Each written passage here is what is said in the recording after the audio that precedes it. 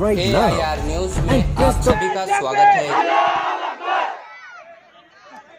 अस्सलाम वालेकुम रहमतुल्लाहि व बरकातुहू। नहमदु व नुसल्ली अला रसूलिल करीम, अम्मा बाद। औज़ु बिल्लाहि मिनश शैतानिर रजीम, बिस्मिल्लाहिर रहमानिर रहीम। शहनशीन पर तशरीफ फरमा मजलिस कायदीन वो हैदराबाद से आए हुए मेरे तमाम मजलिस रुफ़ा, मेरे भाई, मजलिस इत्तेहादुल मुस्लिमीन के जानिब से आपके दरमियान में आपके अपने उम्मीदवार जनाब साबिर चौध साहब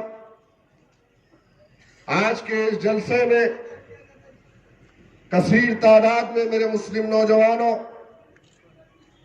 मेरे दलित भाइयों, यहां पर मौजूद मेरे बुजुर्गों और पसे पर्दा बैठकर सुनने वाली मेरे ज़द-ए-माब पर्दा नशीन मां और बहनों, आज के जलसा मजलिस इत्तेहादुल मुस्लिमीन की जानिब से मुनक्कद किया गया है और ये जलसा मेरे अपने मशवरे पर ये वो जगह जहां से मजलिस को खत्म करने की कोशिश की गई, इस जगह से, इस हताई और करबला के इस चौराहे से मजलिस इत्तेहादुल मुस्लिमीन ने अपने उम्मीदवार की तशहीरी मुहिम का आगाज किया है। और अगर मैं गलत न कहूं तो महाराष्ट्र और खुसूसन सरजमीन नांदेड़ के रहने बसने वाले नौजवान और बुजुर्ग इस बात से बखूबी वाकिफ है कि पांचों महल्ले, ये हताई, ये गनीपुरा, ये सैयदान, ये मोमिनपुरा, ये करबला, ये कुम्हा टेकड़ी, ये नई मस्जिद एक ऐसा इलाका है जहां से मजलिस इत्तेहादुल मुस्लिमीन ने 2012 में अपने सफर का आगाज किया था। उस वक्त मजलिस के इस जलसों में आपने भी देखा कि जहां हम जाते थे तो वहां पर हमको ये बतलाया जाता था कि कांग्रेस की सत्ता है, अशोक चौहान यहां का चीफ मिनिस्टर है। बहरहाल कितनी जिद्दोजहद हुई भी है। हर जमात चाहती है कि किसी न किसी तरीके से अवामी मजालिस में जाकर अवाम के जहन को टटोल कर किस तरह से अपनी तरफ रागिब करे और अपनी जमात की कारगुजारियों को सुनाते हैं। कांग्रेस है तो कांग्रेस अपनी दास्तान को आपके सामने रखेगी। शिवसेना है तो वो भी अपनी कारगुजारी को सामने रखेगी। हर जमात ये चाहती है कि किसी न किसी तरीके से आपका वोटों का इस्तेमाल उनके अपने उम्मीदवारों के हक में हो। और आप जानते हैं कि मजलिस इत्तेहादुल मुस्लिमीन कोई मंशूर या एजेंडा या फिर कोई मैनिफेस्टो इलेक्शन के दरमियान में तैयार कर कर अवाम के बीच में नहीं छोड़ती, न सिर्फ जलसों से मुतमईन होती है बल्कि अल्हम्दुलिल्लाह मजलिस 24 घंटे काम करने वाली जमात है। हैदराबाद का दारुस्सलाम हिंदुस्तान में सियासी गलियारों में आवाज देता है कि अगर क़यादत करनी है और अगर तुमको पार्टी चलाना है तो दारुस्सलाम की तर्ज पे चलाओ। आज अल्हम्दुलिल्लाह ये अगर मैं पहले आ जाता तो समझ में आता कि मुसलमानों की मोहब्बत मजलिस से कितनी थी।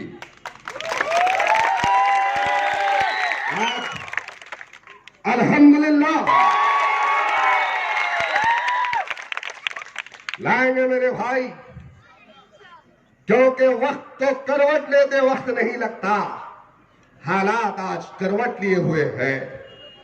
आज 2000 की गवाही है कि मजलिस इत्तेहादुल मुस्लिमीन कल भी ताकतवर थी, आज भी ताकतवर है और आइंदा मुस्तकबिल में भी न सिर्फ नाने हटाई बल्कि पूरे हिंदुस्तान में मजलिस इत्तेहाद मुस्लिमीन ताकतवर जमात बनकर उभरी। आज मेरे और आपके दरमियान में हैदराबाद के हमारे हरदीन अजीज एमएलए कौसर मोइनुद्दीन साहब भी यहां पर आए हुए हैं। आज मेरे मजलिस तो आवाज सबसे पहले किसने उठाई?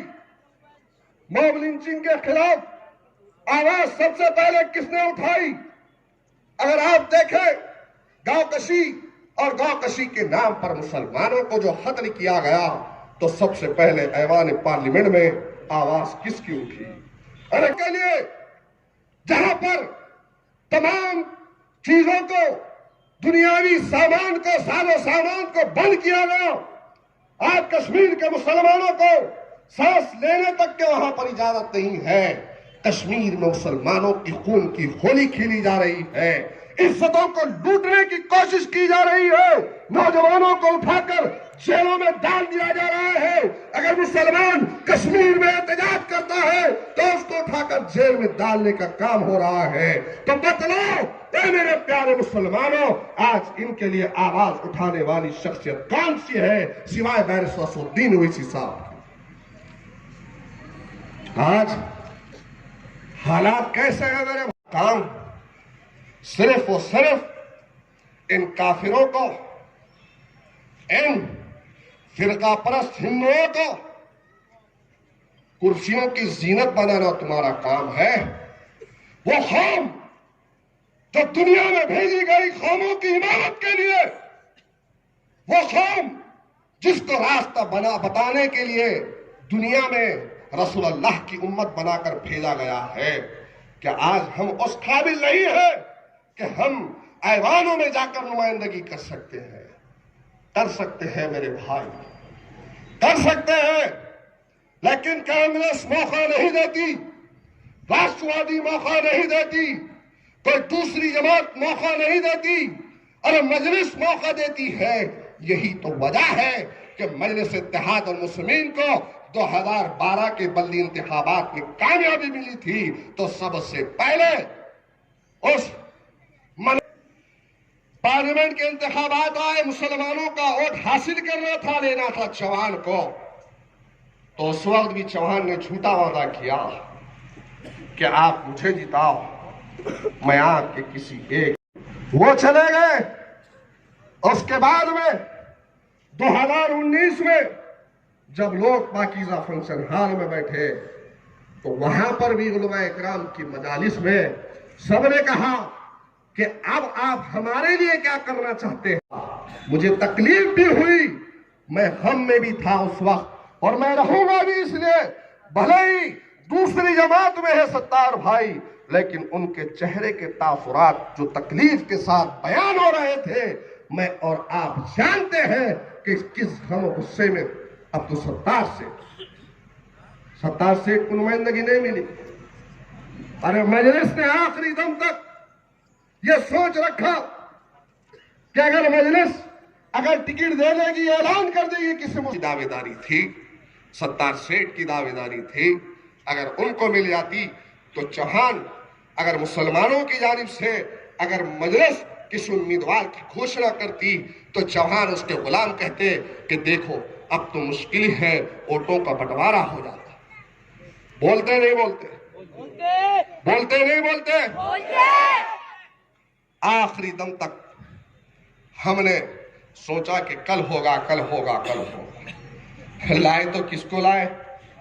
साबिर चौश के मुकाबले में हम्बरडे को लाए। किसको लाए? चौश के मुकाबले में हम्बरडे को लाए। पहले बेचारा मामू के नाम से जाने जाता, मामू बोले तो समझते ना, समझते ना। और यहाँ पे तो यार रखा है, यहाँ पे कौन है? और वादा किए साबिर चौश ने, मैं अकेला आया हूं मोइन भाई, इंशाल्लाह मेरे पीछे पूरे कांग्रेसों की लाइन लगाऊंगा। सत्तार सेठ ने जुरातमंदी उसको कि जिन्होंने कांग्रेस की जंजीरों को तोड़कर एक आजाद खुली सांस में जिंदगी गुजारने का फैसला किया। अल्हम्दुलिल्लाह, साबिर चाउस के फैसले को सलाम है। लेकिन ऐ मेरे गयूर मुसलमानों, अब तुम्हारा वक्त है इम्तिहान का। तुमको भी बतलाना होगा कि साबिर चाउस जिस उम्मीद के साथ मजलिस का दामन थामे हैं, उनके उस दामन को खुशियों से भरने की जिम्मेदारी, उनको जिताकर लाने की जिम्मेदारी ये तमाम नांदेड़ के दक्षिण के मेरे मतदाताओं से है। आज मेरे कार्यकर्ता आके बोल रहे कि क्या बात है भाई, वहां पे उर्दूगर फोटो निकाले, कंप्लेन गए, कंप्लेन किया आरओ के पास। आरओ के पास जाकर मैंने कहा कि जनाब, आज तक इतने एहतजाज किए तो आज तक इसको चालू नहीं करें, लेकिन आज यहां से रैली निकली, ये उर्दूगर बनाए कि कांग्रेस का कार्यालय बनाया आपने। जैसा ही कहना था, रिटर्निंग ऑफिसर अपनी फौज फाटे को लेके पहुंचा और कांग्रेस के गुलाम वहां से भाग के निकले। अवामी मिल्कियत को अपने बाप की जागीर समझने वाले चौहान, ऐ मुंशी के बेटे याद रख, इंशाअल्लाह ताला अब की बार जो तू सोच रहा है कि मुसलमानों को टिकट दे देंगे तो मुसलमान नहीं निकल सकता, ये नांदेड़ की अवाम, ये नांदेड़ के मुसलमान, ये नांदेड़ की मेरी माए बहने, ये मेरे बुजुर्ग लोग, ये आइम्माए मसाजिद, ये उलमाए किराम की दुआएं और मेहनतें हमारे साथ होगी। और इंशाअल्लाह ताला 21 तारीख के दिन पोलिंग बूथ पर जाकर अगर बटन दबाएंगे तो सिर्फ पतंग ही पतंग हवा में देंगे। हाँ, तलाक के मुद्दे पर खामोश रहने वालों को वोट देंगे। कश्मीर में हमारा खून पानी की तरह से बहाने वालों को वोट देंगे। एनआरसी के मुद्दे पर चुप्पी साधने वालों को वोट देंगे। गायकशी के नाम पर मुस्लिम नौजवानों को मारने वालों को वोट देंगे। पानी के नाम पर हमको कत्ल करने वालों को वोट देंगे। और इसके बाद यहां के सूखे पेड़े को भी बोलना जरूरी है।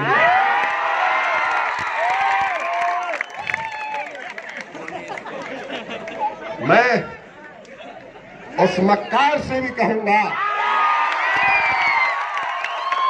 उससे भी कहूंगा कि पहली मर्तबा ये शेर तुम्हारे जाल में आ गया था। चौहान के गुलाम, ऐ मक्कार, पहली मर्तबा तुम्हारे उस जाल में आया था, लेकिन अब संभल के रहे। हम भाई कहीं भी नहीं आने वाला, ये सहेंगे ना इंशाल्लाह। अगर कुछ नखरे करा तो जरा हाथ उठा के बोलो, कुछ करेंगे। इन्हें अगर नखरे करा तो मुझे आने की नौबत खुदा के वास्ते बताइए। मैं ईमानदारी से बोल रहा हूं। करा ये सूखा पेड़ा तो पहले तुम निपट लो, उसके बाद मुझे फोन करो, पुलिस स्टेशन में मैं आऊंगा। इसलिए भाई, इसलिए मेरे भाई, अगर मेरी आवाज तेरे तक जा रही है तो अब अपने मक्कारी से काम मत लो। हम तुझे नहीं छेड़ेंगे। खुदा की कसम, उलमा की मौजूदगी में, मेरे मुसलमानों की मौजूदगी में बोल रहा हूं, मैं अपनी तरफ से पहल नहीं करूंगा, मैं नहीं छेड़ूंगा। लेकिन हमारे कार्यकर्ताओं को, कारकुनान को, हमारे जिम्मेदारान को अगर रोकने की कोशिश की गई, कुछ करने की कोशिश की गई, उसके बाद फिर मैं छोड़ूंगा। क्योंकि तूने मेरी सियासी जिंदगी खत्म करने की कोशिश की मक्कार, लेकिन आज अल्लाह तबारक व तआला ने मुझे फिर से, ये जादूगर का बेटा मशहूर है, मुस्लिम लीग को जादूगर ने खत्म करा था ना। नहीं सही बोलो, यहाँ पे बुजुर्ग भी है।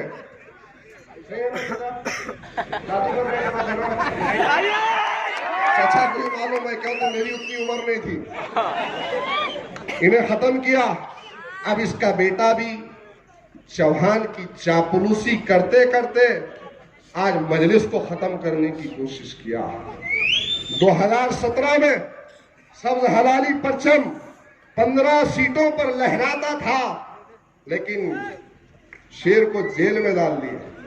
और फिर आपको तो मालूम है, अगर अखाड़े में दो पहलवान उतरते हैं, एक पहलवान के हाथ बांध दिए, पैर बांध दिए, फिर ये मुंशी का बेटा आ रहा, तो जाहिर बात है ढकलेगा तो गिर जाएगा, हार जाएगा। इलेक्शन तो ऐसी हुआ ना, इलेक्शन तो ऐसी हुआ ना।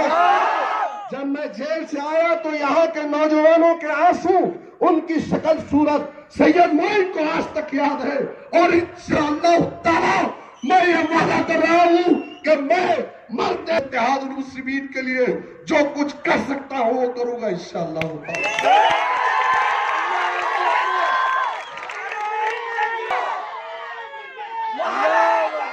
अरे लोग बहुत गम में थे इंशाअल्लाह ताला उत्तर और दक्षिण के दोनों सीट जीताकर फिर से तुम्हारे चेहरों पर बहाली और उस खुशहाली को मैं देखने आया।